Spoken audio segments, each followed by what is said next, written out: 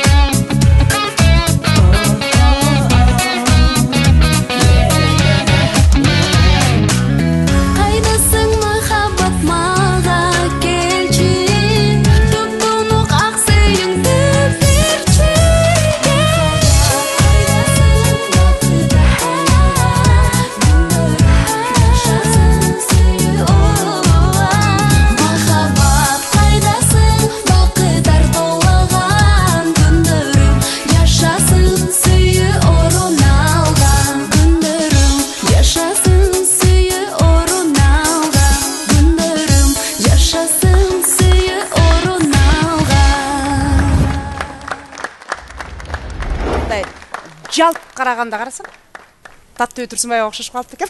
Билбейм, сен кимге окшошуп каласың билбедим, азыр мени карап тур. Жалт караганда Мерген турган болуп калып экен. Мерген байке сага караганда сулуураак. Мерген байке деп болсом жаманбы?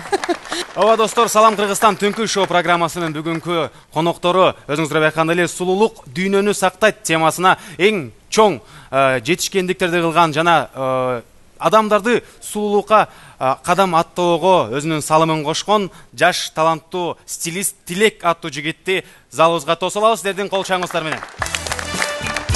Келиңиз Тилек, келиңиз. Караңыздарчы, дароо эле мындай стилист болгону билип турат. Өзүнчө эле пиджагына караганда Филипп Киркоров. Келиңиз Киркоров мырза. Төргө өтүңүз. Ой,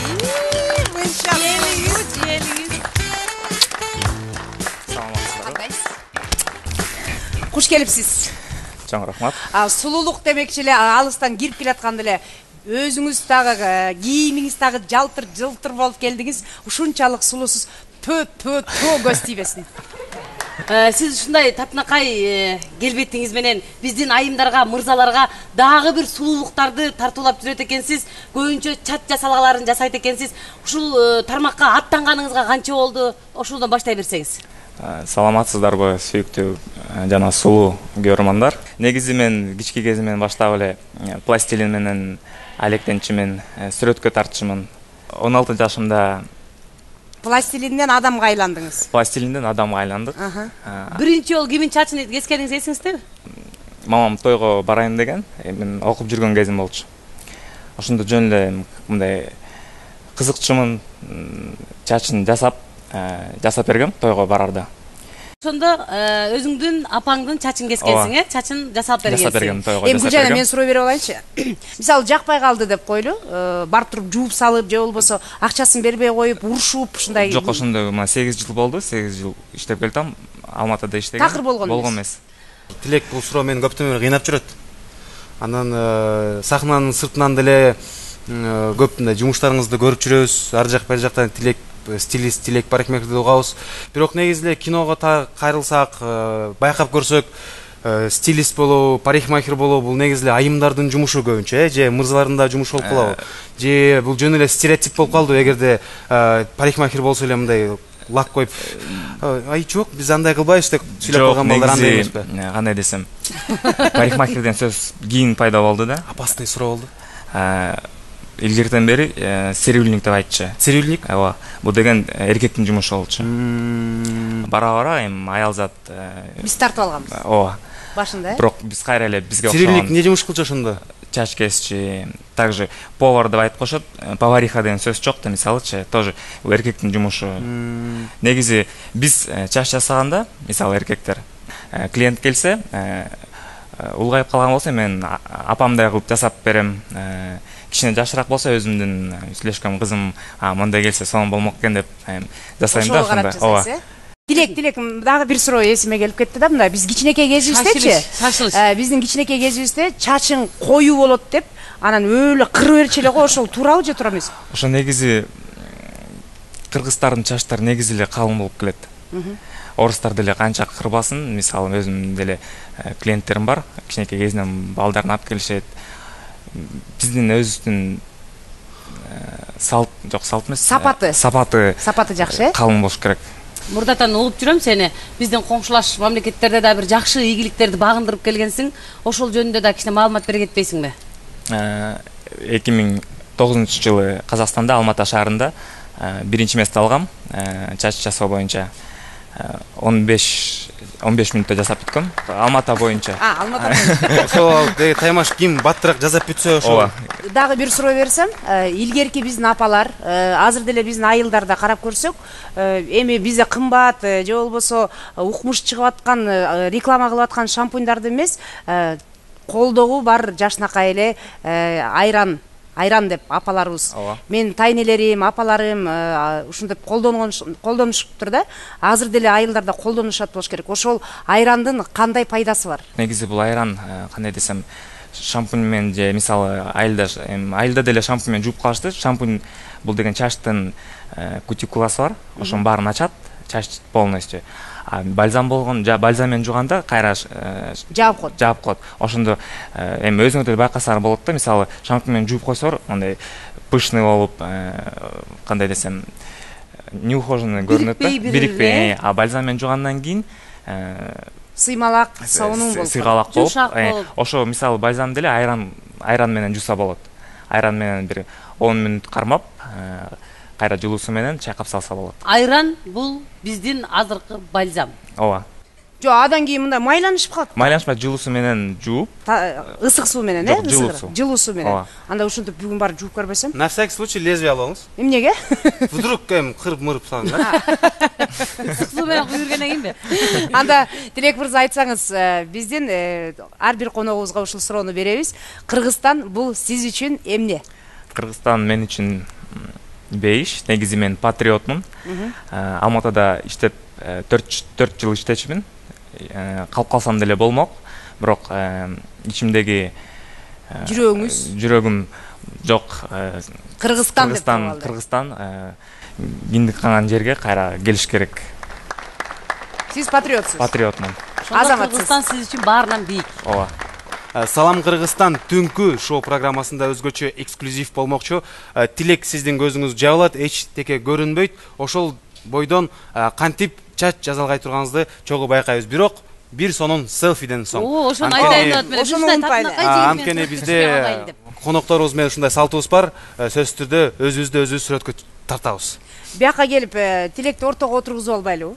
Келиңиз. Ортого отурайынбы? Ортого мындай жалтырак. Ушундай. Көрүндүк. 1-2 Арык сулуу кылып тарт. 85.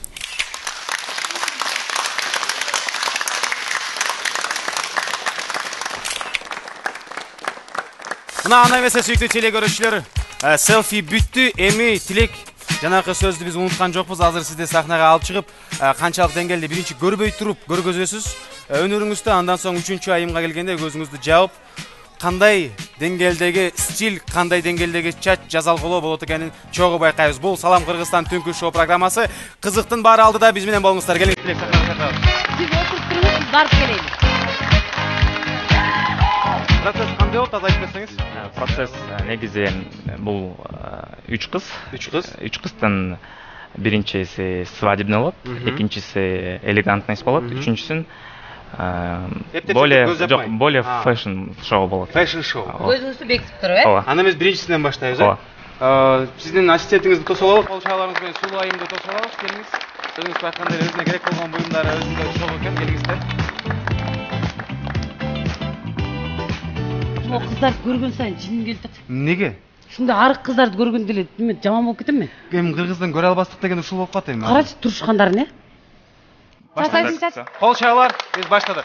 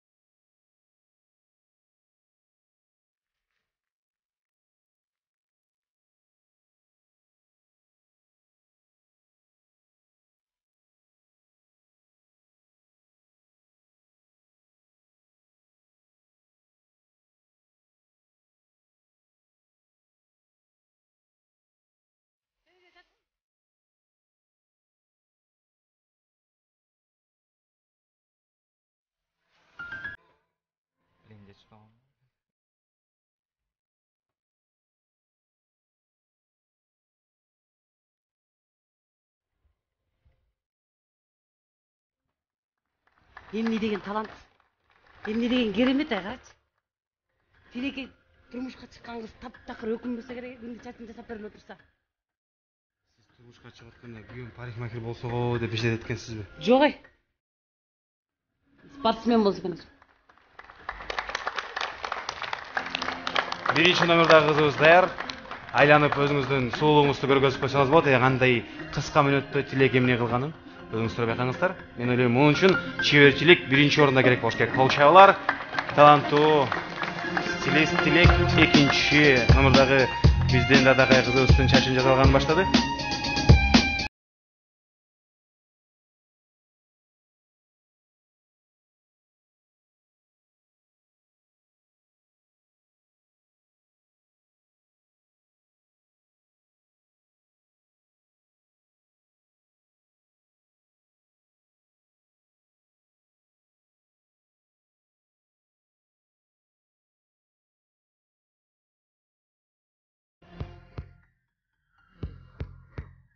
Санжар байқадың?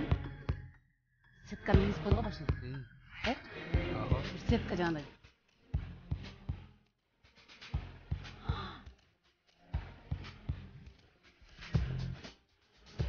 Сіз шыны үйреніп алсаңыз, я. Жақсы екен, Сен жігіл болғанда сетка салып кетіп қаласың. Сетка.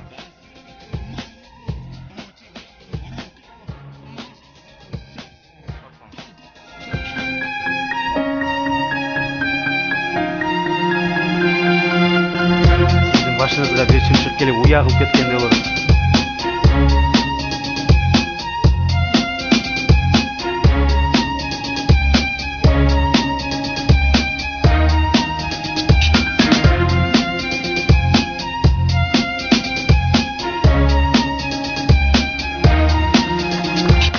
Bravo! Бара келді. Мен ушул жерден пайдаланып айтып алайын. Кийинки көрсөтүүлөрдө менин чачымды ушундай кылып жасап берем деп убада бериңиз. Убада бересиз, Кийинки көрсөтүүдө мына ушундай чач жасалгасын менен көрөсүздөр. Жакшы. Анда эмес азыр 3-чү жана жыйынтыктоочу мастер-класс болмокчу Тилек мырзадан биз көзүн таңабыз, бирок таңганга чейин текшерип алып, чын эле эч нерсе көрүнбөйт бекен. Жакын кирпиктеги сынып калгыла экен, Жакын көрүнбөйт экен. Көрүнбөйт экен. Келиңиз, биз азыр Тилек сиздин көзүңүздү таңалы, байлайлы. Көрдүңүздөр, урматтуу агайын туугандар, Тилектин өнөрүн азыр көзүн байлап, эч нерсени көрбөстөн туруп, татынакай кылып сиздерге чач жасалгасын көрсөтмөкчү. Жими болуп калдың го? Жими, көрбөй элесиңби Жими? Халтушик Жими эмесиңби сен, Жок, койот, мында байкайсыз.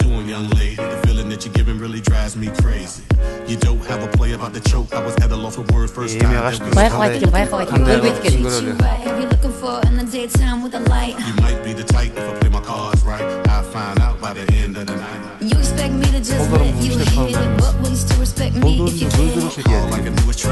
Жанагы айтылат го, жакшы хирургдун көзү бүркүттүкүндөй, жүрөгү арстандыкындай, колу кыздыкындай болуш керек дейт го.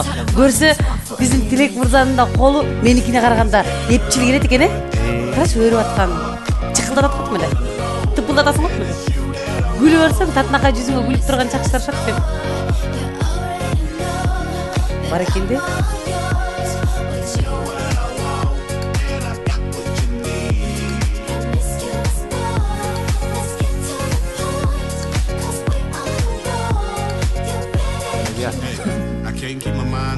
Лагыңды мен чачып берип турдум да.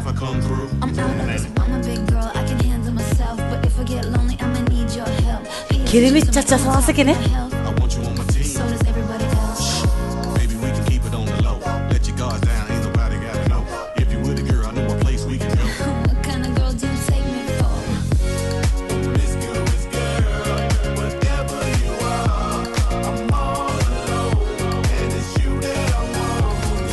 Бетиңи 5 күнгө берип турбайдымы? 5 күндүн ичинде эмне маселе бүтмөк? О, 5 күндө бетим эмне кылар экен?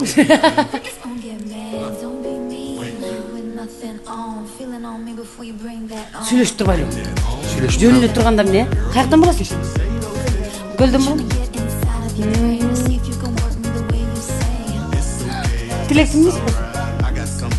Тилектин эмнеси болосуң? Укпай каласың да. Дос болосуң. Футбол көрөсүңөр чогуу дос. Кээде футбол көрөм. Ана мен ойлойм, Тилек бүтүндөп калчу. Тилектин колдорунда көздөрү жок болду экен. Болушу мүмкүн ошо, жана башында шекшен. Көрүп алып, мындай кылып. Андай болбойт. Мына көрүп жасагангач. Деп ойлоп атасызбы? Деп ойлоп атам.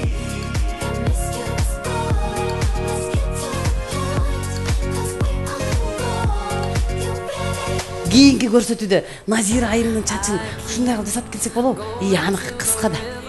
Карап туруп эле, чогулуп туруп. Жана сеткага салып кой. Болду. Аяктадыкпы? Мынакей урматтуу телекөрүүчүлөр, биздин татынакай болгон Тилек мырзабыздын көзүн байлап туруп эчтеке көрбөстөн турган өнөрүнө күбө болдуңуздар. Тилек. Келиңиз бул сулуу айымдарыңыздын, сиздин жардамчы айымдарыңыздын ортосуна келиңиз бул тарапка. Таланттуу стилист Тилекке кол чабуулар, сүйүктүү телекөрүүчүлөр, биздин долбоорубуздун көрөрмандары.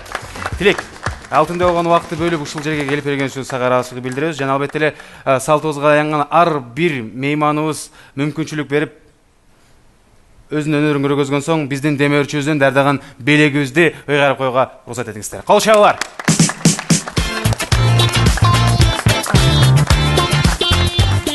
Фея сода маркасынан чоң рахмат. Муну сизге беребиз. Анан эми сиз өзүңүз ушул учурду колдонуп, камерага карап, каалоо тилек айтып, кыргыз элине кайрылып алсаңыз болот. Кол чабуулар. Тилек, келиңиз, сөз сизде. Салам Кыргызстанга чоң рахмат. Кыргызстанга кааларым эң сулуу мамлекеттерден бири болсун.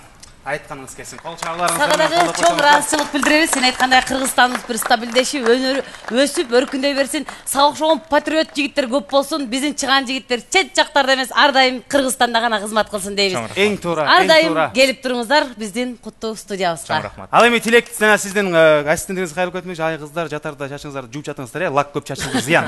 Чоң рахмат Тилек жана сулуу айымдар болуп кетти коноктор.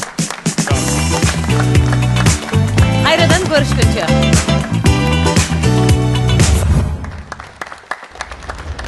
Урматтуу кыргызстандык айымдар, сулуулук бул дагы тазалык. Ошондуктан Нон чапкын. эми мен Тигилер деген коюп кетип кашкар келип алып басып жүрдүм. Сен деле айтпадың үйдө калбай калды деп. кой тур, мен айымдарга өзүмдүн эмемди айтып коеюн. Тигилер сулуу болбой эле ат душалайса, моундайларды колдонгула деп. Сулуулукка бул биздин колубузда кирет. Эгерде ушу фея менен идиш аяктарыңыздарды таза жуусаңыздар, колуңуздар кесилбестен, анткени биякта глицерин бар. Ошондуктан фея менен жууңуздар ар дайым. Вау, сонун экен. Алтыным десе, ушуну менен эле бүтүп калбайт да. Эң кыйыны бул майды тазалаш керек. Муну тазалаш үчүн бизге бир гана каражат жардам бере алат. Ал фея глицерин жөнүндө айтып жатат. Ал идиштерди жалтыратып, колду да жылмыртай кылат. Фея глицерин көз ирмемде идиштериңизге тазалыкты тартуулайт. Апейде, мен өзүмдү көрүп атам го. Фея глицеринден башка бизге бир да каражат жардам бере албайт дебедим беле? Тазалык үчүн бир гана фея глицерин. Ай жигиттер, байкушлар, канча жигиттер алданат, канча боенуп тур, эртең менен бетиң жууп тур, жанып деп жүрөт. Анда болсо көптөгөн жигиттердин жүрөгүнө чок салдырган биздин сыйкырлуу сулуу кызыбыз, мастерибиз, стилистибиз асты кыздарда кийинки мээрим деген конокту тосуп алсаңыздар. Ооба достор, салам Кыргызстан түнкү шоу программасынын сулуулук дүйнөнү сактайт аттуу темасынын экинчи коногу визажист Мээрим. Кол чабыңыздар менен тосоңуздар.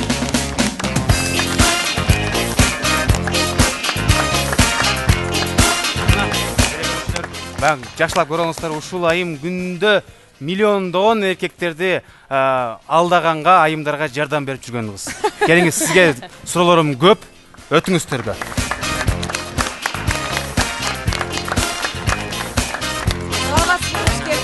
Санжар, эми Сиз тетияктан жаркылдап жайнап күлүп келатканыңызда бизге бир сулуулук, бир шаң берип келдиңиз го. Биз сизди көргөндө өзү деле күлүп турабыз. Анткени бул биздин нукура бетибизди билет да. Санжар, Элге айтып ийбесин деп коркуп атасызбы ошондо? Ооба, биздин мындай акыйкый сүрөттөрүбүз бар да.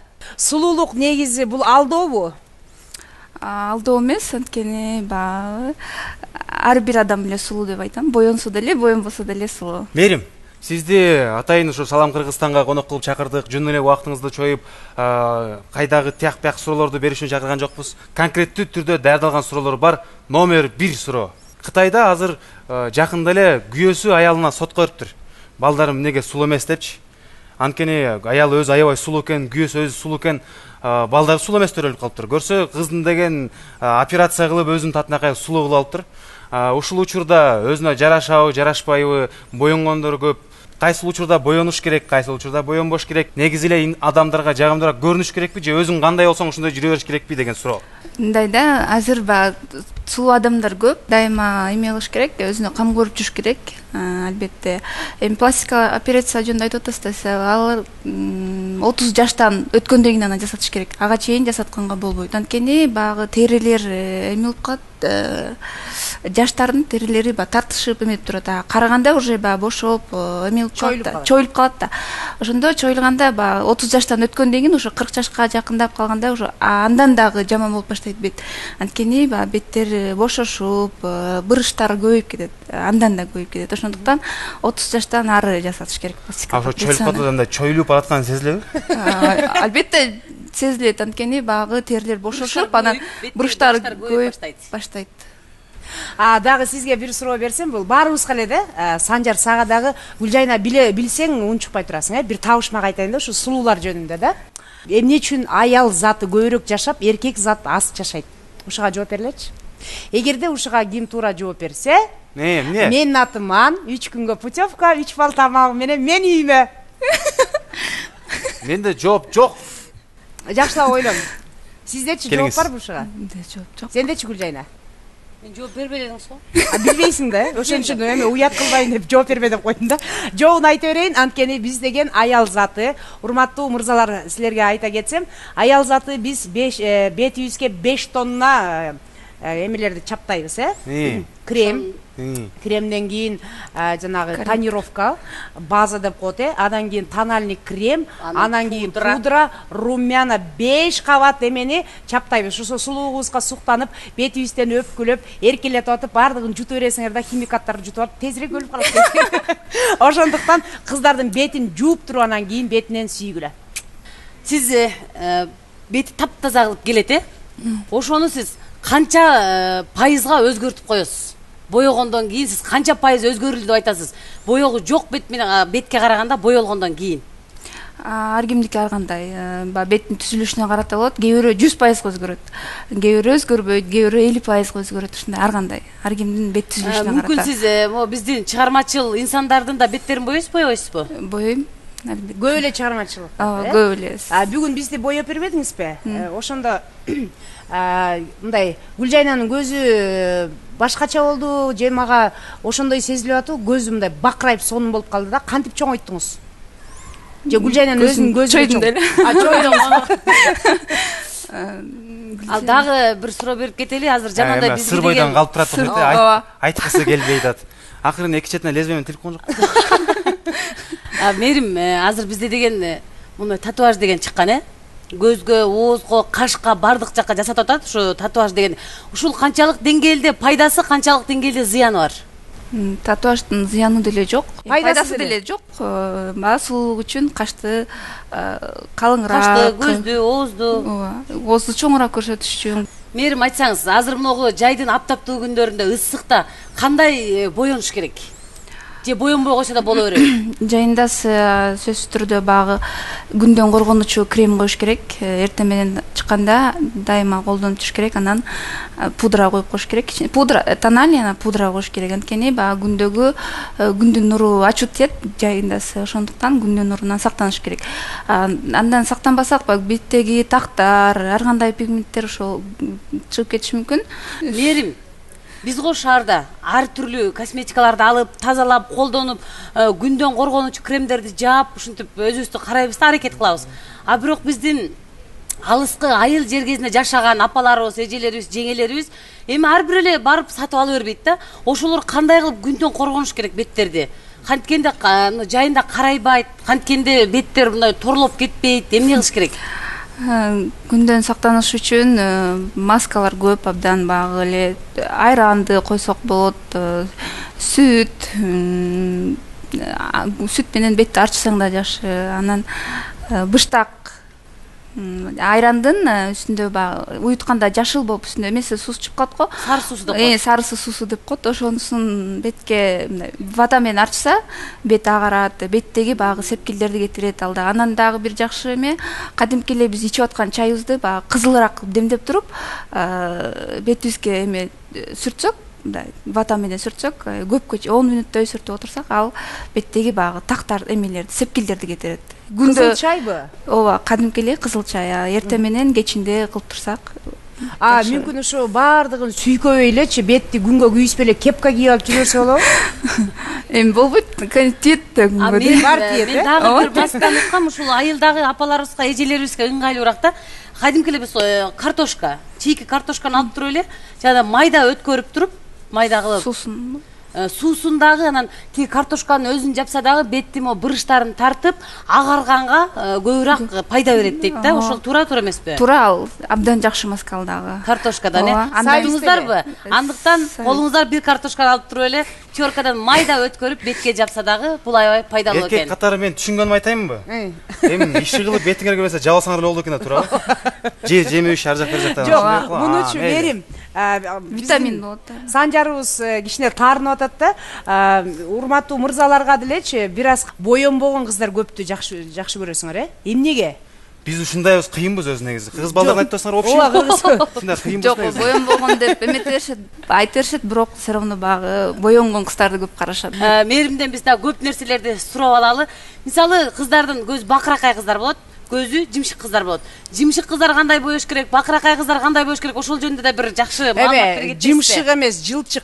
Жылчык. Биз жакта жимшик деп. Тыйтак коет. Ошо сиз айткандай жимшик көздөргө баягы көздүн эмеси түнү ак тенди или карандашты коюп туруп, анан астынан кара эме тең койсо, көз чоңураак көрүнүп калат. Сиздикине. Мен ак коюп аткан ошол менен жимшикта. Гүлжан эжени жаткызып туруп эле эми көзүнүн үстүнөн көз тартам. Көрбөй туруп, көзүн жумалып коет мени. Биз айымдар бир жака чыгыш үчүн 1 саат даярданабыз да. Ошо айымдарды анан кийин жолдоштору тойго баратканда же бир ушунча кыжырлары келет да, күткүсү келбейчи.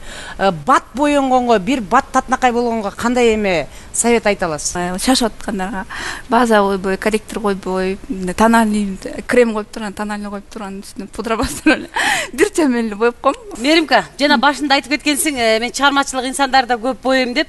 Мисалы сага кайсы ырчылар көп келет.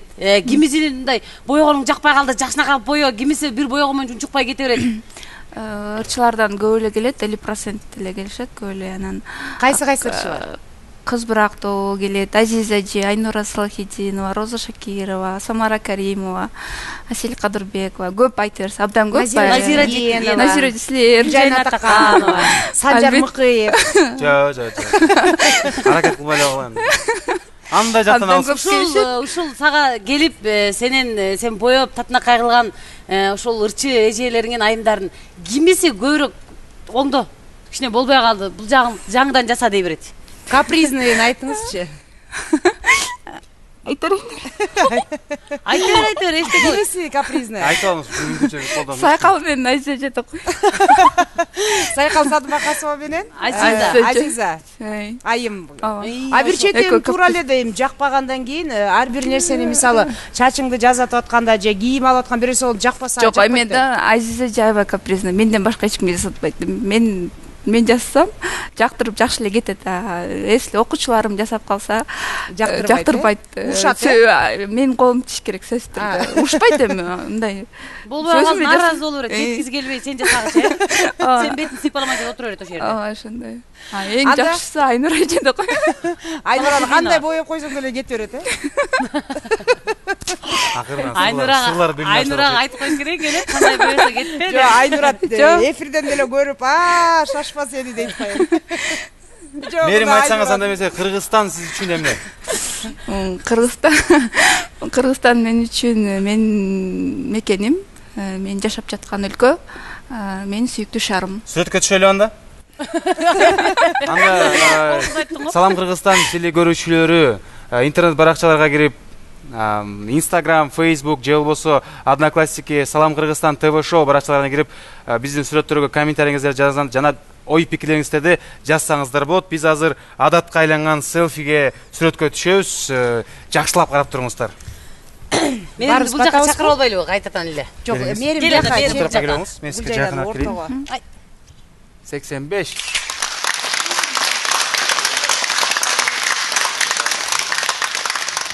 Эң сонун болду. Баарыбыз эле белгилүү, Салам Кыргызстан ТВ долбооруна келген меймандардын сөзсүз түрдө бир өзгөчө таланттарга өзгөчө бир оюндарга кызыктуу ситуацияларга коебуз. Мерим, сизге биздин өзгөчө тапшырмабыз бар. Шарттары менен сахнада тааныштырып өтөбүз. Сизди сахнага чакырабыз. Кол чаалар. Салам Кыргызстан түнкү шоу программасынын визажисти Мерим сахнада. Келиңиз. Шартыбызды түшүндүрүп өтөлү. азыр сенен алдыңда Тилек мырзанын көзүн жумуп туруп, көзүн байлап туруп, биз чач жасалган атканбыз, Азыр сиздин да көзүңүздү жумуп туруп эле, өзүңүздүн кесибиңиз боюнча биз сизге Татынакай кызды отургузуп беребиз. Ошону көзүңүздү байлап алып туруп, бетин боеп бересиз. Сизге мындай оңой болсун деп сунуңуз, кызды итайлы суу тандадык. Ошон үчүн мындай туура эмес боеп койсоңуз деле болот. Ошон үчүн азыр Мерим айым биринчи көзүңүз жабылат, андан соң столдун үстүндө түрдүү түстөгө колдонуучу буюмдар даярдалган. Биринчи келип жаттап алыңыз. Эмне кайсы жерде турат? Сиз мен ойлойм профессионал болгон үчүн көрсөңүз деле көрбөсөңүз деле жакшы окшоштура аласыз. Кандай деңгээлде окшоштура аласызбы же окшоштура албайсызбы деген үчүн сиздин адашыңыз Мерим аттуу кызды даярдап койдук. Бети боелу элек, жаңы эле жууп келди. Сизден эми кандай деңгээлдеги визаж, макияж кылат экенсиз чогуу байкайбыз. Эң алгач көзүн байлайлы. Кол чабуулар болсун. Сүйүктүү телекөрүүчүлөр, мен ойлойм азыр биринчи жолу ушундай эксперимент кылып жаткан кезибиз. Меримдин көзү жабылгандан соң мен бир өзгөчөлүк кылып коеюн. Кана, анда барыбыз азыр Меримдин өнөрүнө күбө болобуз. Кеттик анда. Болду эми жыйнаштырган. Башын алып таштады го.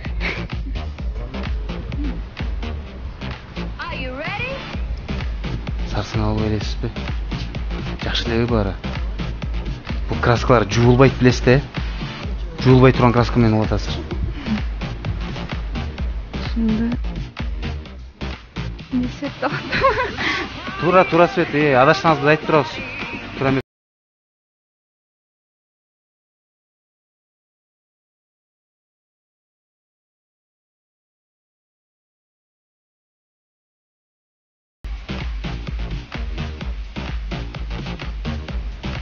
Тура жагы менен отасы аябай.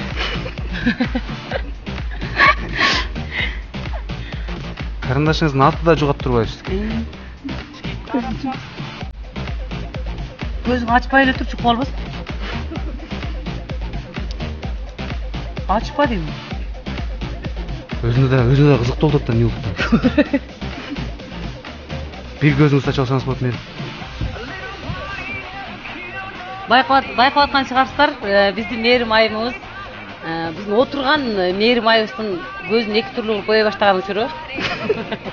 Тендеримдин үстүндө эмелер бар да. Таштар бардык. Ошону сынамай.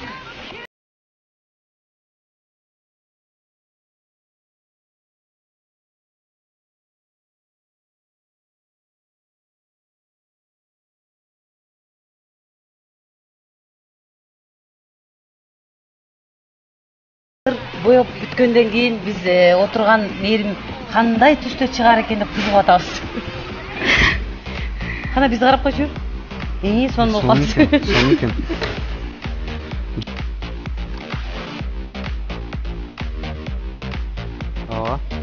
Уксус сиз айтасызбы?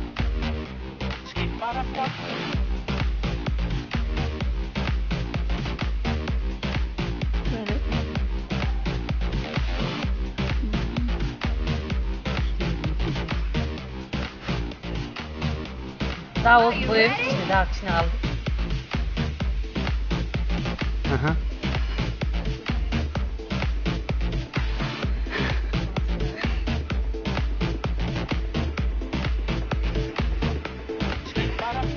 Üstüm boyuyorsun olsun. Aralashtirib qo'ysangiz. Aralashtirib. Oğuzunu aralashtirib qo'yadi, Oğuz aralasha turbaydi. Oğuzdu aralashtirgan adam birinchi jol ko'rib turasiz. Öydürek koyuyoruz, öydürek. Şimdi o çekenin jetmedi. Oldu. Büttük be. Урматтуу агайын туугандар, мынакей биз Мерим айымыбыздын Мерим айымды боёгонун аяктады. Анда эмесе Меримдин көзүн ачабыз дагы өзү канчалык деңгээлде туура боёгондугун тастыктайбыз. Көзүңүздү жаап туруңуз Меримсиз. Сары Мерим көзүңүздү жаабыңыз. Эми мунун көзүн жаап туралы биринчи. Мерим бери караңыз. Уялбаңыз. Коркпоңуз. Сиз боёгонуңузду көрүп алыңыз эми. Жакшы элеби? Болобу? Жарайт бекен? Сиде жакшы болбой калыптыр. Айнура Салахитовна эчтекеде кетип калмак туурабы? Сүйүктүү телекөрүүчүлөр, мына ушуну менен өзүңүздөр байкагандай эле биз Меримдин талантына баа берип, белегин да ыйгарууга даяр болуп турган кези. Кол чабуулар, Фея Сода маркасынан Мерим сизге даярдаган белегибизди ыйгарып коелу. Ар дайым биздин бул берүүчү үй тиричилигине керектүү каражаттар ар дайым сенин үйүңдө сени менен бирге болсун дейбиз. биздин куттуу студиябыздан конок болгон сизге чоң ыраазычылык билдиребиз. Келип туруңуз. Мүмкүнчүлүктү колдонуп, Мерим келиңиз, күйөрмандарыңызга каалоо тилек айтып алсаңыз болот.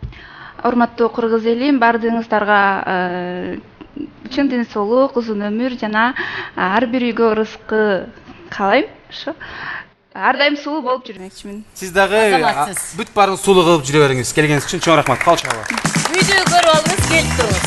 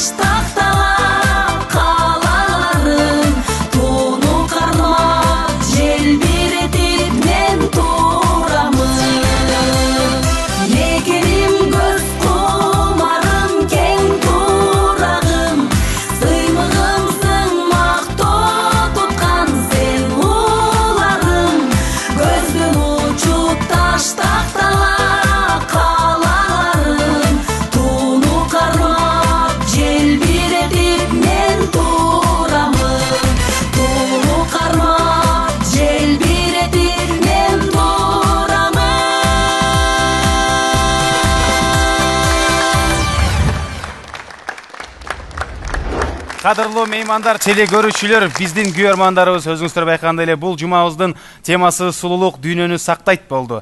Ким үчүн сулуулук чын эле сактайт, ким үчүн сактабайт, ала өзүңүздөр чечесиздер. Ал эми биздин бөлүнгөн убактыбыз соңуна чыгып келди. Бир жумадан кийин көрүшкөнчө сак саламаттаңыздар демекчүбүз.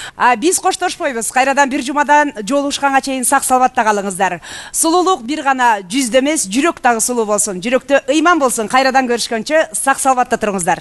Кимде ким эгер сулуу болгусу келсе, бүгүн биздин эфирде айтылган пайдалуу кеңештерди колдонуңуздар. Биз ар дайым сиздер үчүн кызматтабыз. Ал эми бүгүнкү долбоорубуздун жана деги эле Салам Кыргызстан түнкү шоунун эң сулуу ажарлуу алып баруучулары Назира Жетигенова, Гүлжайна Атаканова жана ошондой эле красавчик качок Санжар Мыкыевке кол чаап коюңуздар. Бир жумадан кийин көрүшкөнчө сак саламатта калыңыздар. Салам Кыргызстан.